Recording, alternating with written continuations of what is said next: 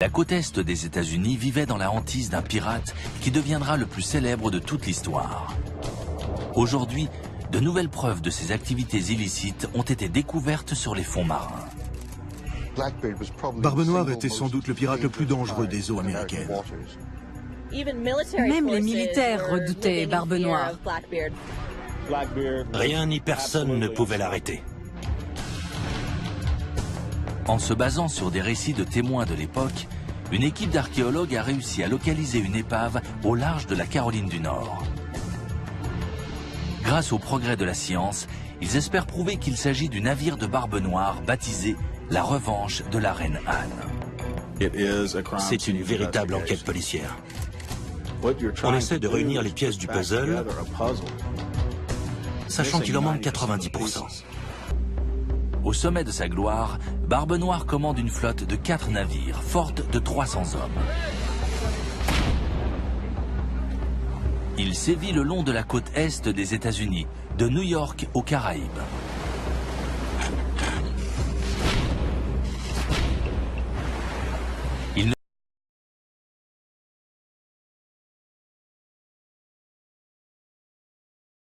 Barbe Noire n'a pas toujours été un hors-la-loi. Il est d'abord corsaire au service du gouvernement britannique durant la guerre contre la France et l'Espagne dans les années 1700. Un corsaire, c'est un pirate avec un statut légal. En temps de guerre, les gouvernements leur délivraient des lettres de marque.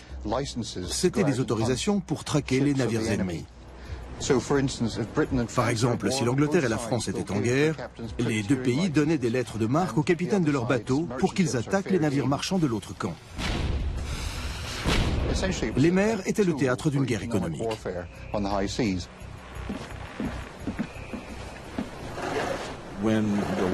À la fin de la guerre, la Royal Navy est passée d'un effectif de 50 ou 60 000 hommes à seulement 15 000.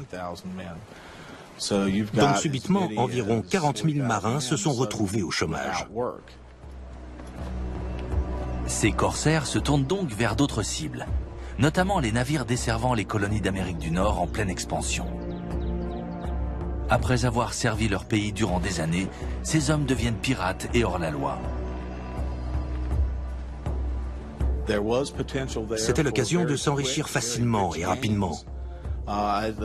Il y avait bien le risque de finir au bout d'une corde, mais la plupart de ces marins n'avaient sans doute pas le choix.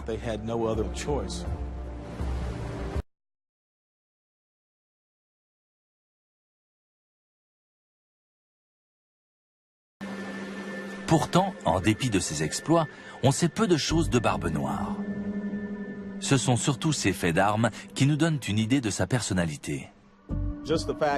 Le simple fait qu'il ait été à la tête de 300 à 400 pirates laisse penser que c'était un homme à poigne que ces marins respectaient. Dans son ouvrage consacré à la piraterie, le capitaine Johnson, un contemporain de Barbe Noire, explique jusqu'où ce dernier était prêt à aller pour terroriser ceux qu'il rencontrait. Il n'hésitait pas à allumer des mèches à canon dans ses cheveux pour donner l'impression qu'il crachait du feu. Johnson écrit « On ne peut imaginer plus terrifiante furie sortie des enfers ». Ces mises en scène contribuent à la reddition de ses victimes.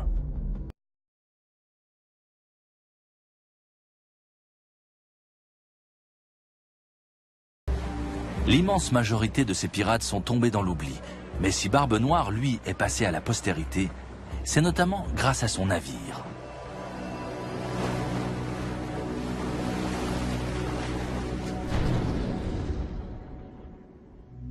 Il s'empare de ce bateau le 22 novembre 1717, comme l'attestent ces documents rédigés par le véritable capitaine du navire, Pierre Dosset.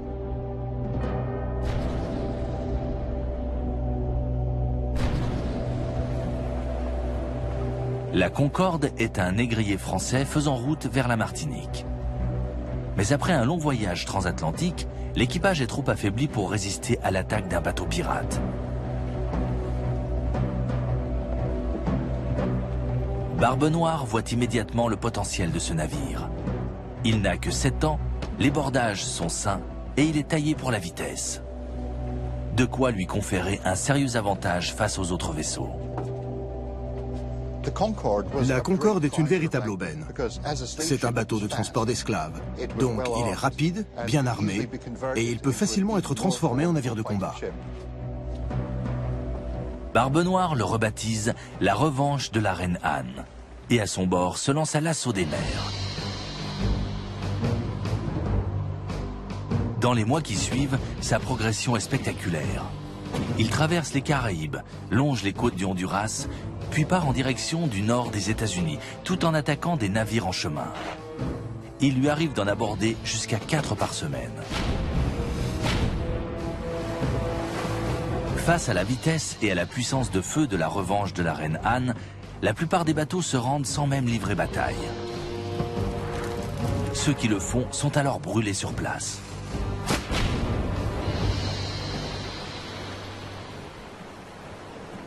Les exploits de Barbe Noire prendront fin ici, dans les eaux peu profondes de Caroline du Nord, où son voilier s'échouera le 10 juin 1718. Selon les témoignages de ces hommes, Barbe Noire tente alors de traverser la baie de Beaufort pour rejoindre le reste de sa flotte.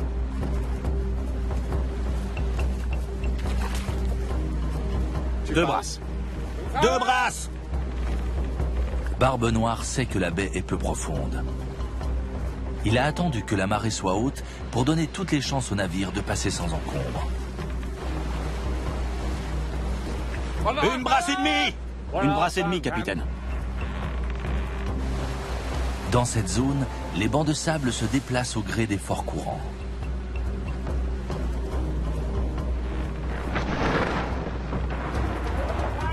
Le navire s'échoue alors à l'entrée de la baie. Hissez la grand voile! Dépêchez-vous, le temps presse!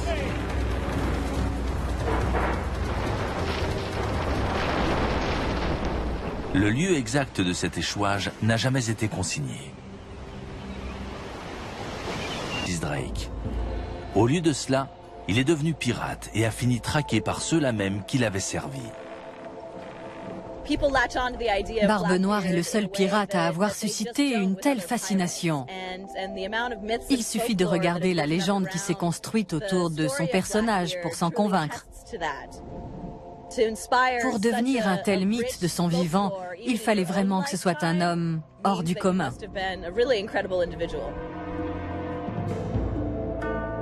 Les fouilles archéologiques menées sur l'épave de la revanche de la reine Anne et les témoignages de ses marins ont donc confirmé que Barbe Noire s'était livré à un dernier coup d'éclat en échouant son navire pour s'enfuir avec le butin. De quoi continuer d'alimenter, s'il en était besoin, sa réputation de plus célèbre pirate de toute l'histoire.